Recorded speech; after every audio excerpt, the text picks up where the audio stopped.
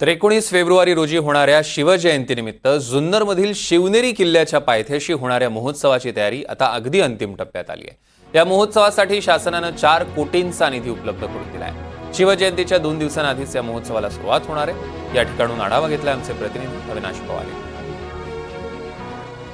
19 फेब्रुवारीला शिवजयंती आहे आणि या शिवजयंतीची उत्सुकता संपूर्ण महाराष्ट्रातल्या शिवप्रेमींना असते आणि एकूणच छत्रपती शिवाजी महाराजांवर प्रेम करणाऱ्या सगळ्या जनमानसांना या शिवजयंतीविषयी उत्सुकता असते। जिथे शिवनेरी किल्ल्यावर छत्रपती शिवाजी महाराजांचा जन्म झाला त्या ठिकाणी जुन्नरमध्ये आता या शिवजयंतीची तयारी ही सुरू असल्याचं चित्र आपल्याला पाहायला मिळत आहे। मी जुन्नरमधल्या या छत्रपती शिवाजी महाराज चौकामध्ये आहे।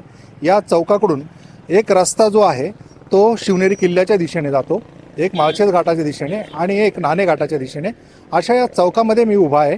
या ठिकाणी जर आपण पाहिलं तर आता ही सगळी शिवजयंतीची तयारी जी आहे ती अंतिम टप्प्यामध्ये पोहोचताना दिसते। वेगवेगळ्या पद्धतीने आपल्याला इथे शिवजयंतीची तयारी दिसते। शासनाने याकरिता 4.5 कोटी रुपयांचा निधी देखील टाकलेला आहे। त्याच्यामुळे इथे शिवनेरी महोत्सव जो आहे तो देखील आयोजित केलेला आहे।